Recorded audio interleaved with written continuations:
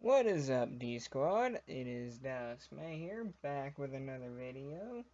We're gonna try and do another React video here. I've had some problems with connecting to the internet. Hopefully, there we go, it finally loaded. We're gonna react to one of Phelous's movie reviews.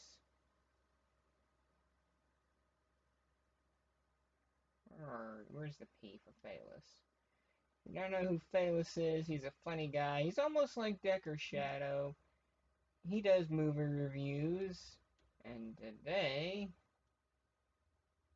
we are reviewing one of his Cabin Fever reviews.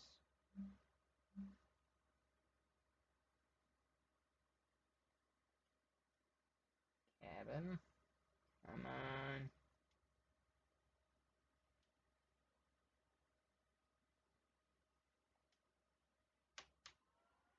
Here we are. Now, let's say when I was a kid, Cabin Fever didn't really make much sense to me. So we're going to look at Phelous's outtake on it and just see how well his view of the movie holds up. If it'll load. I've had some really bad connection. There we go. Like I said, I had some. Cabin Fever. It's one of those movies that uses the excuse of trying to be like an older horror movie so it can just give you crappy characters. And where you think the bare essence of a plot should be, there's a bunch of blood and gore. In fact, that's pretty much this whole movie. I've pretty much summed it up right there. You probably end this right now, but where's the torture in that? And just so we know who to blame for this, his name is quite prominent before the title screen. Hey, don't do it! Don't go to college! Fucking scam it! You suck! Why is she telling this kid that? I mean, she's a college student. Why is she telling a kid that's like 7 or 8 years old not to go to college? And why is she cursing in front of a child? And second of all, why the heck is this child at a college or university? You know? That just don't make sense. Oh, please let this be our introduction to the main characters. So we have a bunch of young people on their way to a cabin to guess what? Party! Isn't that a mind-blowingly original concept? And we've got the friend from Boy Meets World as one of the main characters. So what kind of hilarious antics is he gonna get into this time? Put her there, sport. What's the matter? Cat got your tongue? Getting bit. Yeah, if that child bit me, I'd probably punch it between the eyeballs to get it to let go. It's kind of funny. Everybody knows not to sit next to Dennis. I don't know. Why did you pull out a baseball bat? Were you gonna use it on the kid or the guy sitting next to your kid? I don't really understand the freaking reason to be pulling out a baseball bat. I mean, were you implying that you were gonna hit the kid with it or hit the teenagers? Know if that was supposed to be funny or showing the stupidity of that character. Either way, it was totally unnecessary. So, what's the fox you're on for? Oh, that's for foxes. But Lisa's Duh. Santa Claus character seems kind of funny. What's the rifle for? Oh, that's been. Okay, so much for that. Gonna go shoot some squirrels. Why would you want to kill squirrels? Because they're gay. Alright, another character I don't give a crap about. I think I'll keep them all on a no-name basis. I don't care if they're gay or straight. I'll kill them either way. And while we're on it, setting up a character in the main group as a jackass character is always a bad idea because it puts the audience on the wrong side and they're just sitting there waiting for that character to die, which destroys any tension in it. And specifically, I mean a character whose whole point in the movie is just to be a jackass. Sorry. And Friend Meets World has apparently liked Blondie here since 7th grade and is just now getting to putting the moves on her. Is this like a date? Play. Who the hell are we supposed to care about in this movie? I fell into a burning ring of fire. I going down, down, down. The flames went hot. Yeah, setting a fire around the freaking firewood, that makes perfect sense. I'm sure your cabin will catch on fire that way. Arr. Oh, shit. Please shoot me. I thought you were something else.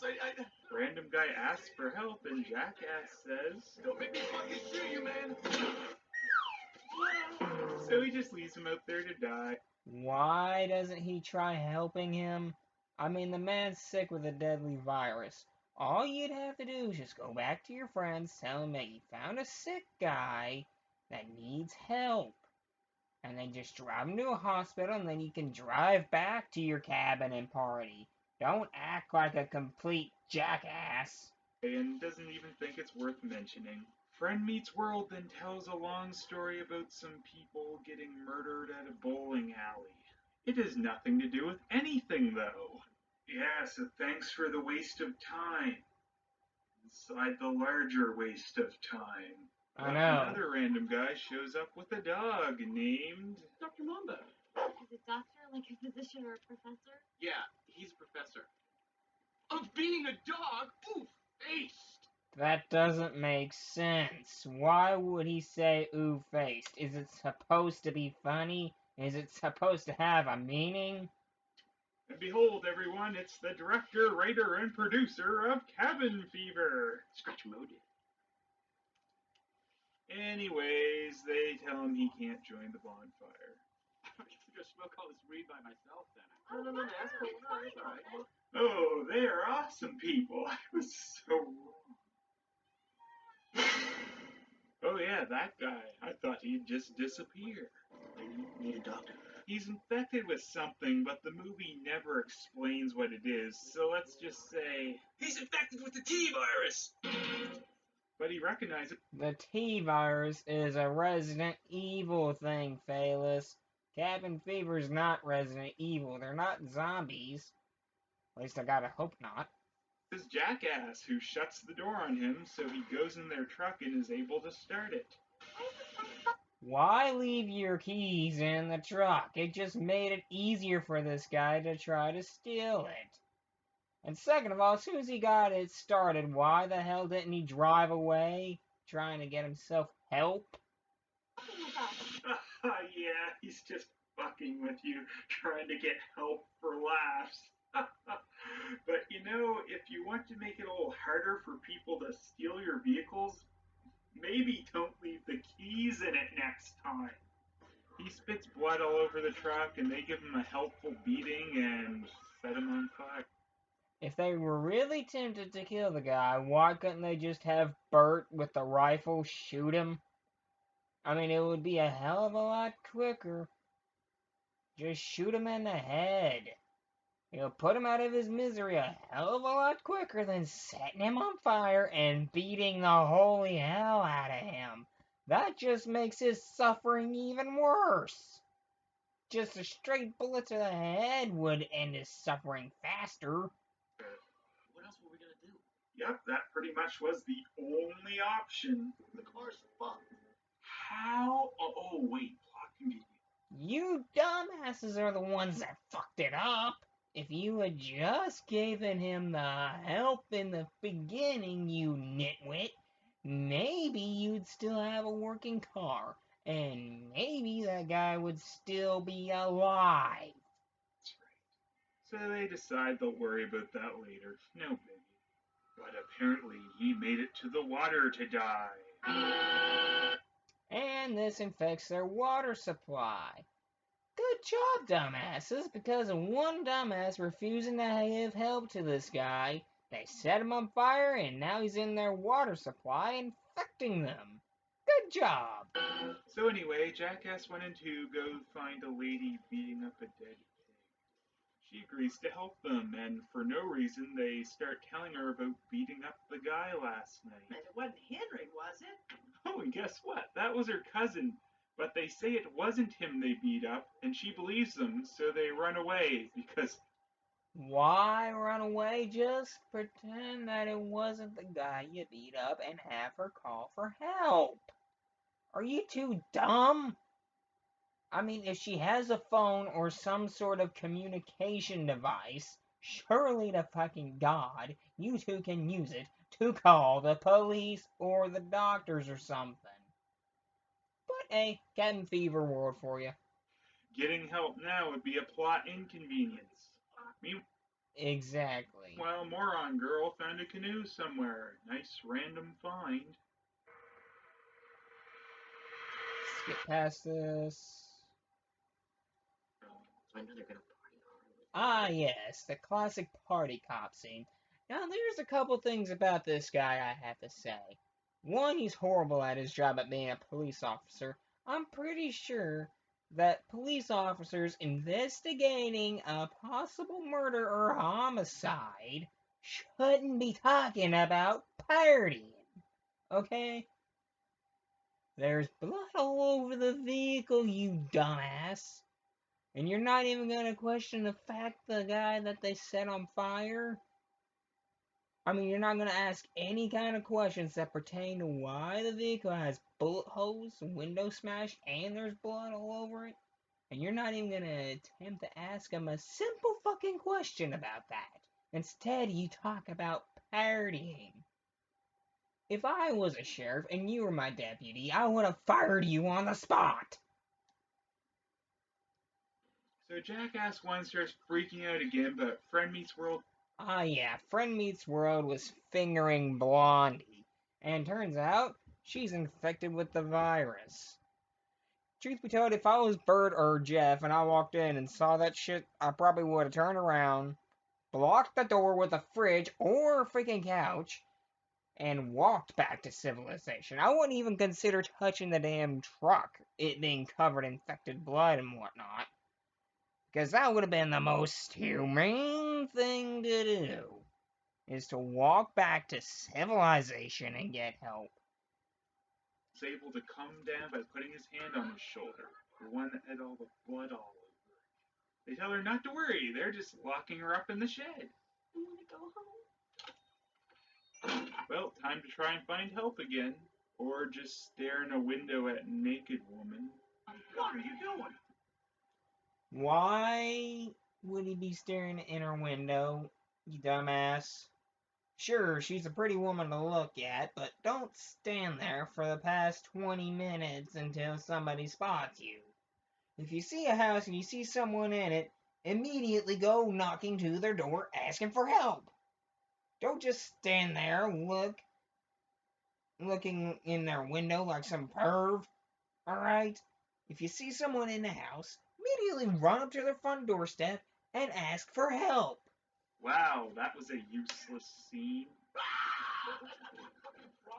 Burn out his whole fucking place. What an asshole. Fucking prick. What, bitch?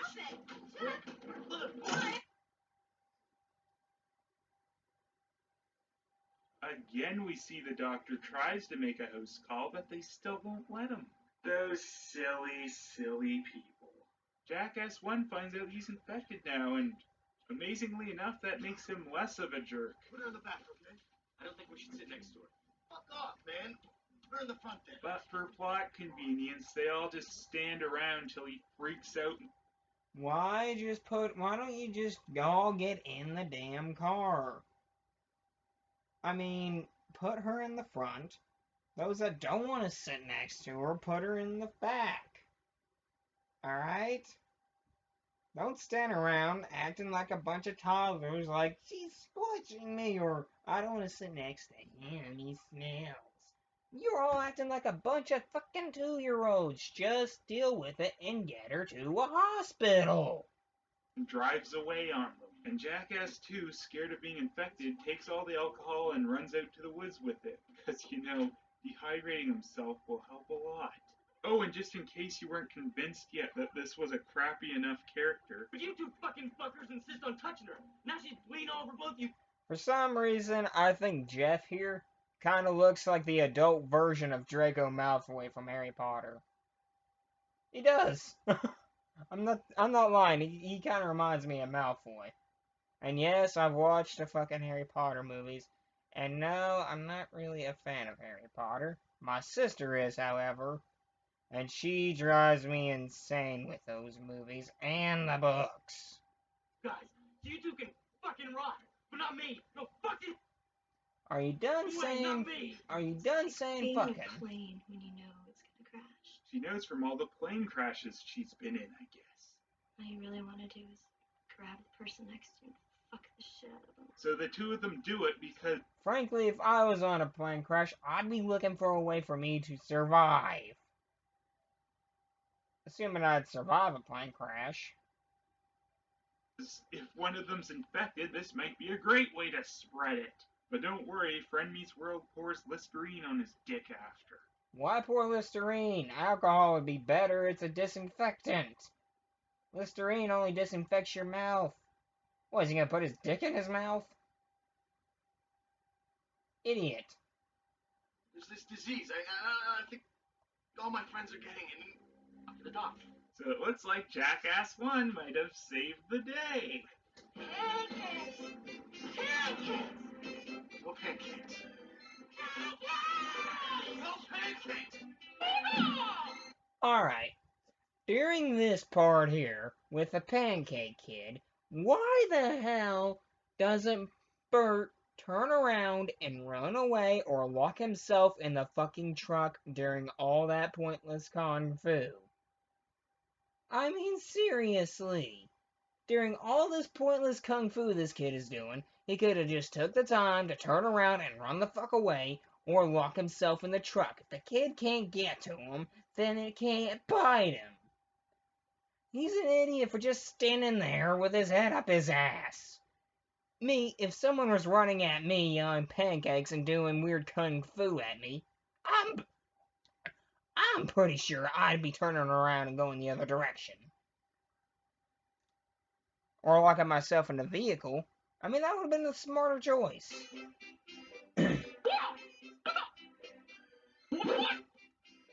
See, just standing there, like that, during all that time, he could have just turned around and run away. Or locked himself in the car. Or truck, I mean.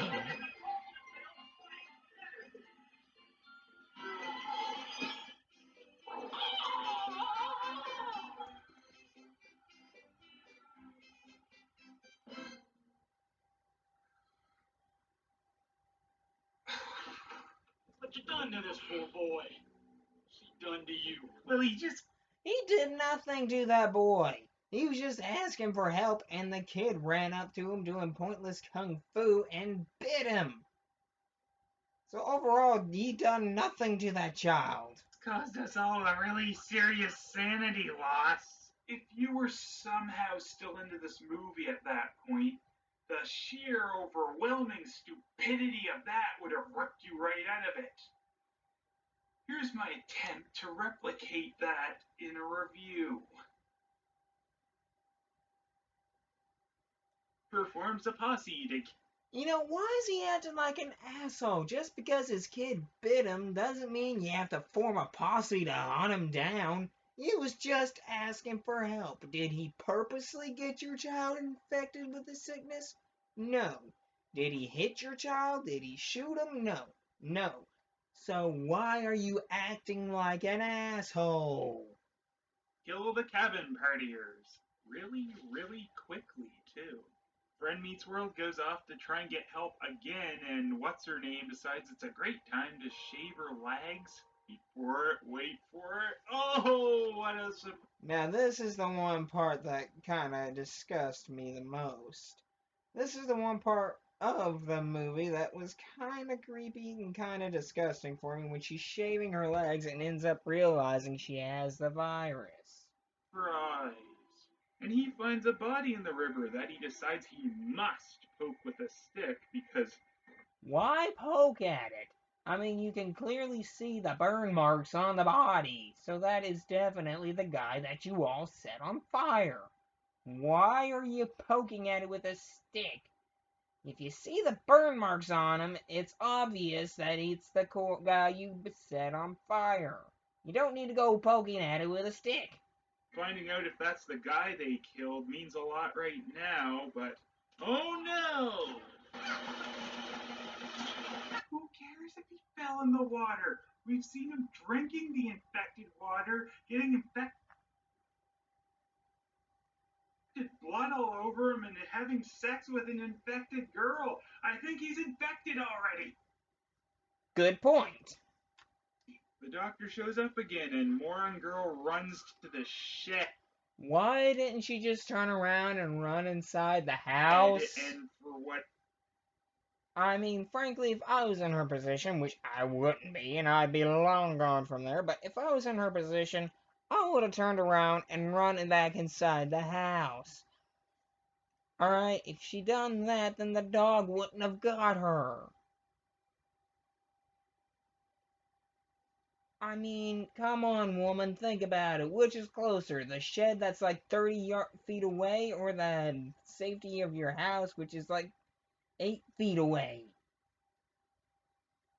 Pretty sure I would have ran inside the house and locked the door. Whatever reason, we see Dr. Mambo has red vision, but he finally gets his.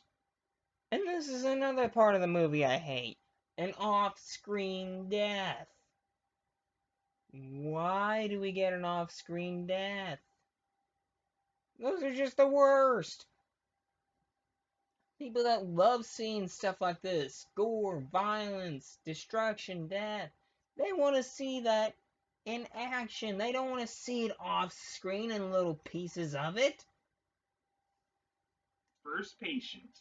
Now, seriously here, I've no sweet clue why the dog is killing people. You'd think maybe that's because it's infected or something, but we haven't seen anyone else get affected like this from the infection. Maybe it works differently on dogs? Well, no, because we've actually seen at the start of this movie that it affected the mysterious woodsman's dog the exact same way it affected everyone else, so. Absolutely no reason! Yay!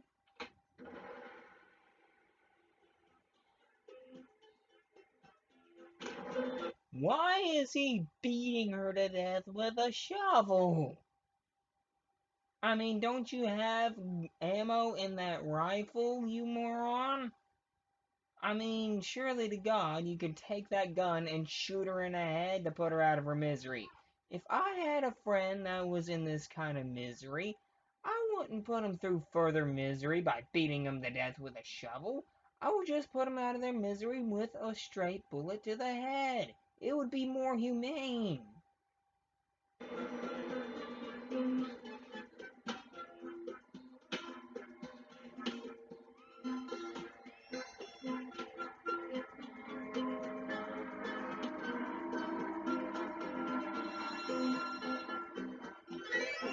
Jackass 1 makes it back to the cabin, but his death was the perfect distraction for Friend Meets World to dispose of the rest of them.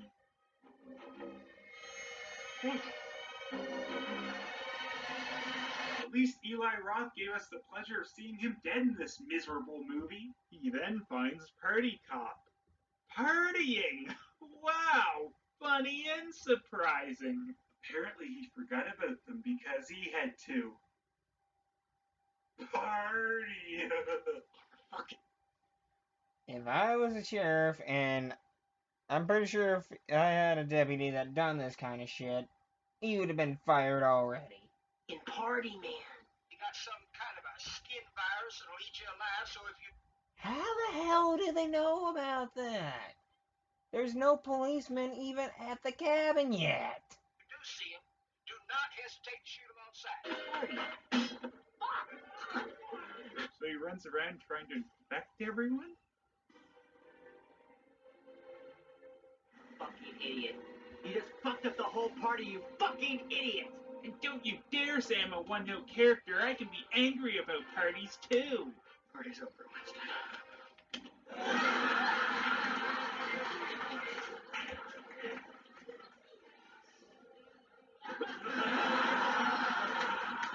So they bring him into the hospital and he sees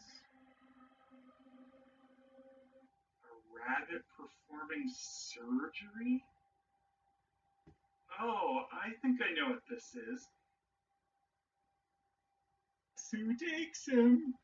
You know, my question is, why doesn't Paul tell the police and the doctors about this virus? Sure, he tells everyone that they're dead, but he doesn't mention where the virus came from.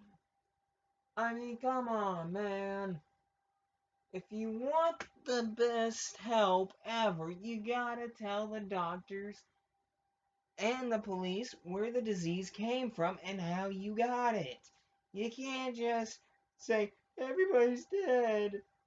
So they pretty much figured that already when they get to the cabin. Quote, Burt Gummer, Trimmers 2. I feel like I was denied critical, need to know information. Paul is denying him critical, need to know information. Hey, look who's waking up. And of course they give him to the fucking party cop. If only the sheriff knew how shithead of a deputy he is. Fucking party man. Guess the party ain't over, huh? We have a long night of partying.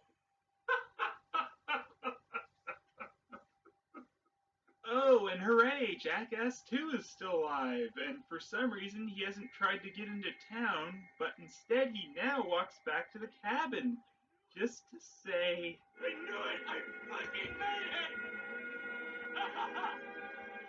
I fucking made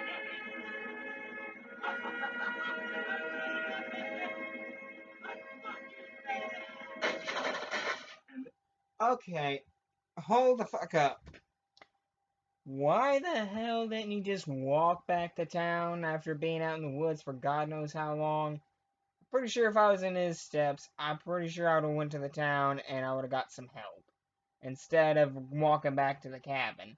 And second of all, why the hell are the police shooting him?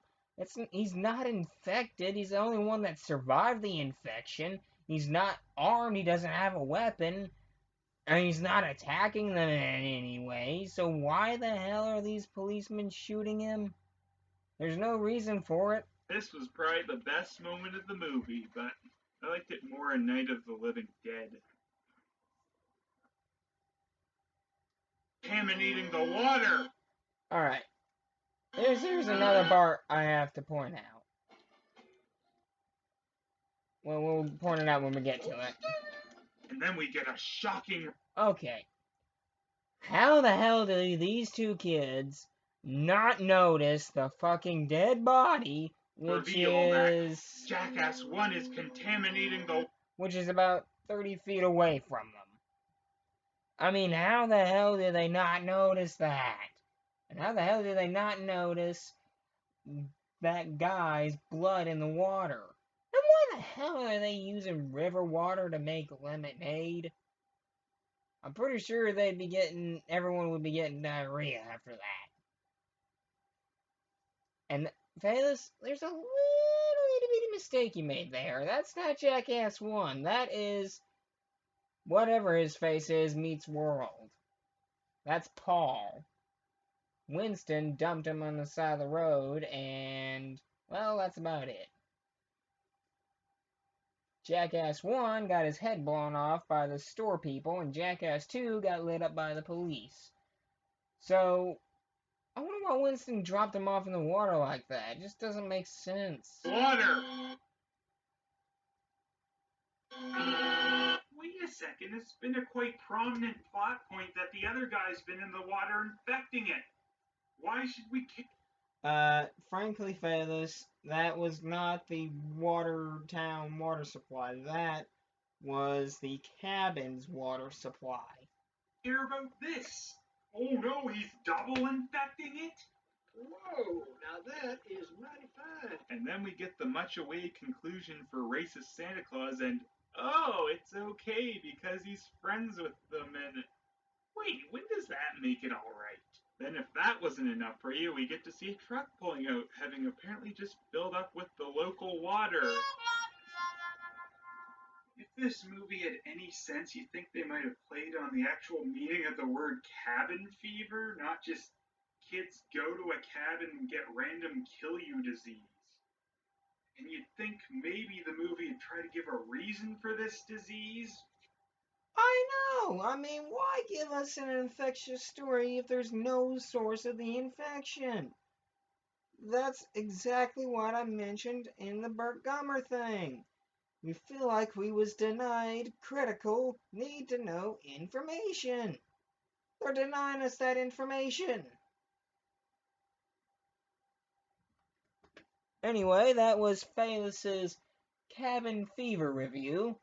And I gotta say, there's a lot of shit I agree with him on. The movie's pointless. It's got a lot of stupid stuff in it.